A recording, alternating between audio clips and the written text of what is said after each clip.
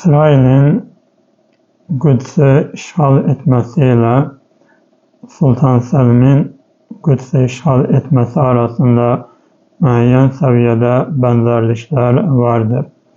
Hatta bu işgaldan sonra, yani 1967 yılda baş veren 6 gün savaşlarından sonra, yani Kudüs'ün fethinden sonra bir jurnalist hemen başka bir Yahudi araştırmacıdan soruşur ki bu neden oldu ki, yani 6 gün içerisinde hem Kudüs fethedildi, hem yani demeyeyim de işgal edildi, hem Gazze işgal edildi. İsrail'in arazisi 6 günde 2 kat yarım kadar büyüdü. Yani bu neden olabilir ki bir anda bu kadar büyüme oldu yani.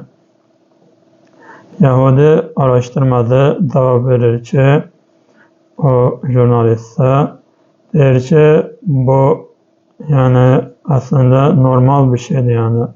Sultan Selim de aynı taktikadan istifade ederek Aralık Denizi üzerinden Mısır'ı ele geçirtmiş ve bundan sonra Kudüs'ü ele geçirtmişti. Hemen jurnalist cevap verir ki, aslında yani Müslümanlar bunu bilmirdi mi ki, yani hemen taktikadan istifade edecek Yahudiler de. Yani bu tam dəqiq olarak tarihi mənbə olarak gösterilmiş bir mesele değil.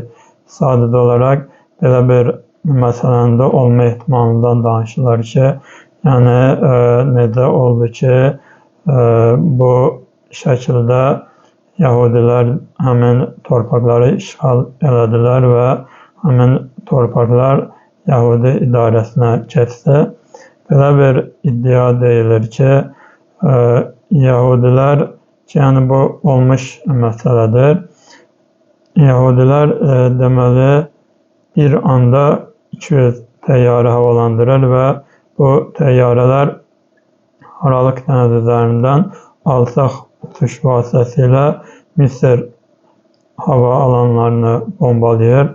Bir anda yani 200 təyyarə qalxır ve Mısır hava alanlarını bombalayır ve Mısır devre dışı kalır. Bir anda yani hemen savaştan geri çekildiğini ifade eder ve bundan sonra Kudüs'ün fethi baş verir. Eyniyle yani Sultan Selim'in 16. əsrdə Kudüs'ü fethinde de eyni məsələ müşahidə edilir ki, Məmlüklər işgal olunur, Mısır fethi olunur ve bundan sonra Kudüs fethi olunur.